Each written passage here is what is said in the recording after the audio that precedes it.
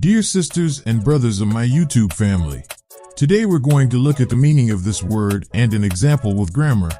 The word is construe. Construe. Construe means interpret. Synonyms of construe are translate, analyze. Example: as lawyers we must construe the will like any other document. As lawyers we must construe the will like any other document. Here construe is in verb. And verb is one of the 8 parts of speech. A verb is a word that expresses action, state of being, or a relation between two things in a sentence.